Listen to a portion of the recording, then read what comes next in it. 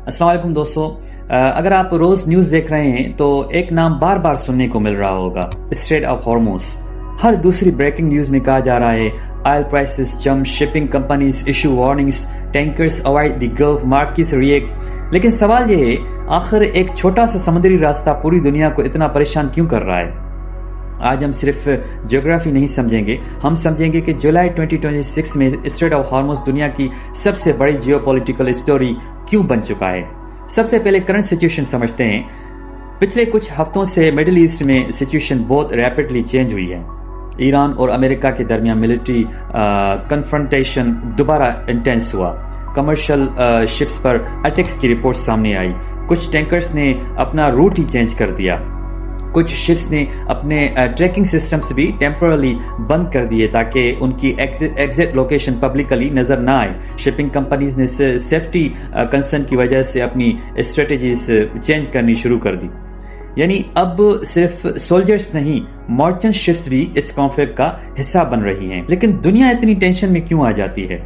एक सिंपल मिसाल से अगर आपको समझाऊं, सोचें कि कराची पोर्ट की तरफ जाने वाला सिर्फ एक हाईवे हो और उस हाईवे पर फायरिंग शुरू हो जाए तो क्या होगा? हर ट्रक रुक जाएगा, सप्लाई चेन डिस्टर्ब हो जाएगी, चीजें लेट पहुंचेंगी और प्राइसेस बढ़ना शुरू हो जाएंगी। बिल्कुल इसी तरह straight of Hormuz global economic का एक हाईवे है। डिफरेंस सिर्फ इतना है, यहां ट्रक्स नहीं, ऑयल टैंकर्स चलते हैं।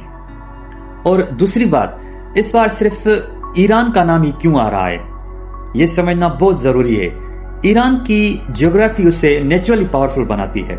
दुनिया की हर कंट्री न्यूक्लियर पावर नहीं होती, हर कंट्री सुपर इकोनॉमिक भी नहीं होती, लेकिन कुछ कंट्रीज के पास ज्योग्राफी होती है और ईरान की सबसे बड़ी स्ट्रेंथ उसकी लोकेशन है। अगर आप मैप देखें तो Iran literally straight of Hormuz के एंट्रेंस पर बैठा हुआ है। इसी वजह से जब भी ईरान किसी मिलिट्री या डिप्लोमेटिक प्रेशर में होता है तो पूरी दुनिया का फोकस ऑटोमेटिकली हॉर्मुज पर आ जाता है। लेकिन क्या ईरान वाकई स्ट्रेट्स को परमानेंटली बंद कर सकता है?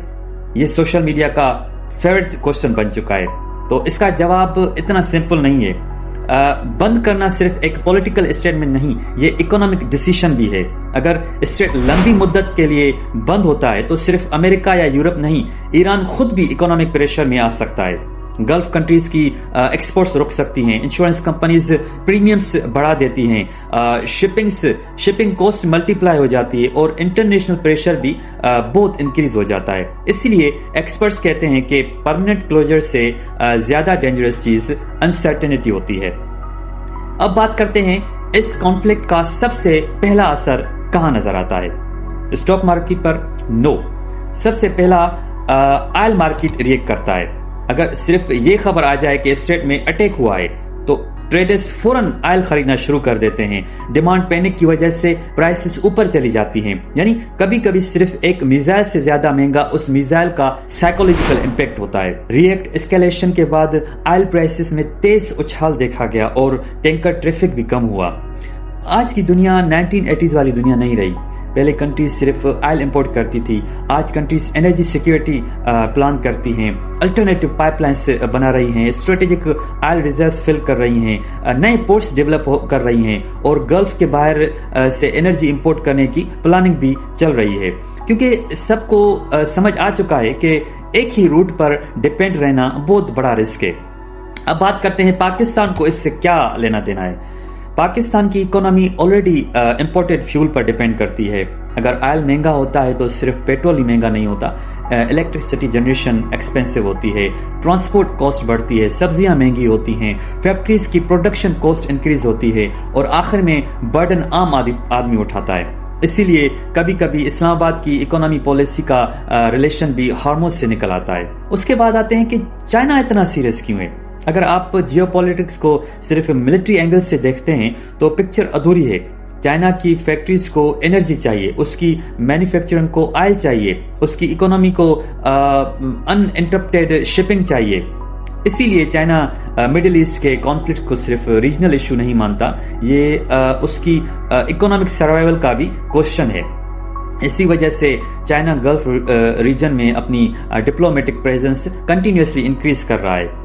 एक इंटरेस्टिंग बात कहूं, لوگ کہتے ہیں وار صرف بیٹل فیلڈ میں ہوتی ہے، لیکن ماڈرن ورلڈ میں وار انشورنس کمپنیز بھی لڑتی ہیں، شپنگ کمپنیز بھی لڑتی ہیں، بینکس بھی لڑتا ہے، آئل ٹینکرز لڑتے ہیں اور اسٹاک ایکسچینج بھی لڑتا ہے۔